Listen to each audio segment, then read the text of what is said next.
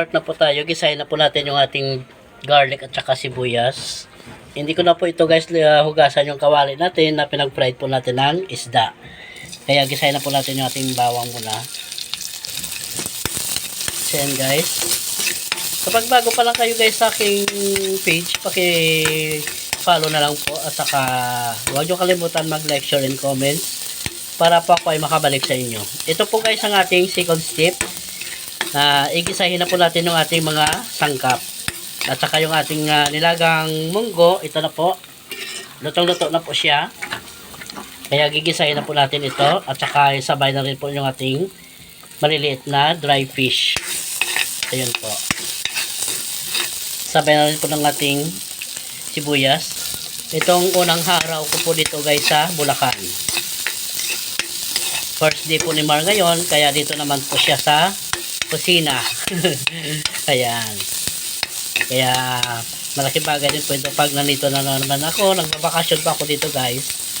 Bali ako naman ang kusinero dito na ni mama. At saka ni tatay para makakain na sila ng luto ni Mar sa kusina. So yun guys. Igisa na natin muna yung ating dry fish or lobo-lobo. Maliliit na isda po ito guys ha. Galing din po ito. Dala ko po kahapon. Ayan. Marami akong dala mga tuyo. Iba-ibang mga pangalan ng mga tuyo. Meron din akong basta hindi ko alam, basta iba-iba klaseng tuyo dala ko kahapon. Ayan guys. Antayin muna natin hanggat sa magkulay brown po yung ating maliliit na dilis na isda. So yun na guys, nagkulay brown na po yung ating dilis na isda. Lipat na po natin ito sa ating munggo. So yun na po, ilagay na po natin lahat. Ayan. Masarap no, di ba? After this, mag-add po tayo ng water. Naisama na natin ginisa yung ating mga sangkap. Mag-add na po tayo ng water guys kasi natuyuan na po yung ating ginisang munggo. Ito na guys, mag-add tayo ng 3 glasses of water. Ayan po. Kailangan natin punuin po ito. Ayan guys. 3 glasses water na po na-add natin. After this, takpan muna natin hanggat siya ay kumulo. Ayan po. Buksan na natin guys. Ayan. Kulong-kulo na po. Mag-add muna tayo ng Knorr shrimp. At saka konting iodized salt. Yes, of course, yung ating seasoning. Ayan.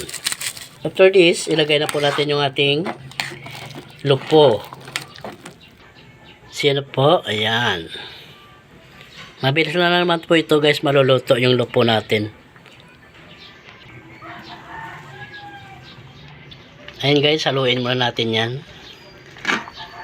Katamtama lang po yung sabaw nilagay natin. Kasi huwag masyadong sobrang maraming sabaw. Ayan. Takpan muna natin uli guys hanggat sa maluto. So yun guys, luto na po yung ating ginisang lupo with munggo. Ito na guys ang ating finished product. Kaya maraming salamat po sa inyong panonood. Thanks for watching.